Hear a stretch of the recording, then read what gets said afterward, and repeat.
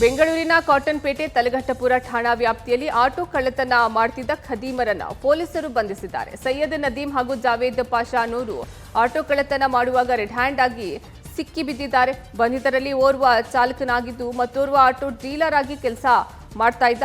ಆರೋಪಿಗಳು ರಾಬರಿ ಸೇರಿದಂತೆ ಹಲವು ಕೇಸ್ಗಳಲ್ಲಿ ಭಾಗಿಯಾಗಿದ್ದು ಸದ್ಯ ಗಿರಿನಗರ ಠಾಣೆಯಲ್ಲಿ ಪ್ರಕರಣ ದಾಖಲಾಗಿದೆ.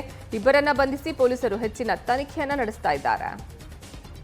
ಬೆಂಗಳೂರಿನ ಕಾಟನ್ಪೇಟೆ ತಲಘಟ್ಟಪುರ ಠಾಣಾ ವ್ಯಾಪ್ತಿಯಲ್ಲಿ ಆಟೋ ಕಳ್ಳತನ ಮಾಡುತ್ತಿದ್ದ ಖದೀಮರನ್ನ ಪೊಲೀಸರು ಬಂಧಿಸಿದ್ದಾರೆ. ಸೈಯದ್ ನದೀಂ ಹಾಗೂ ಜಾವೇದ್ ಪಾಷಾ ಅನ್ನೋರು ಆಟೋ ಕಳ್ಳತನ ಮಾಡುವಾಗ ರೆಡ್ ಹ್ಯಾಂಡ್ ಆಗಿ ಸಿಕ್ಕಿ ಬಿದ್ದಿದ್ದಾರೆ. ಬಂಧಿತರಲ್ಲಿ ಓರ್ವ ಚಾಲಕನಾಗಿದ್ದು ಮತ್ತೋರ್ವ ಆಟೋ ಡೀಲರ್ ಆಗಿ ಕೆಲಸ ಮಾಡ್ತಾ ಇದ್ದ.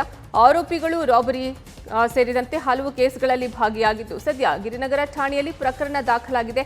ಇಬ್ಬರನ್ನ ಬಂಧಿಸಿ ಪೊಲೀಸರು ಹೆಚ್ಚಿನ ತನಿಖೆಯನ್ನ ನಡೆಸ್ತಾ ಇದ್ದಾರೆ. ನ್ಯೂಸ್ ಫಸ್ಟ್ ನಿರ್ಭೀತಿಯಿಂದ ನಿಮ್ಮ ಪರವಾಗಿ.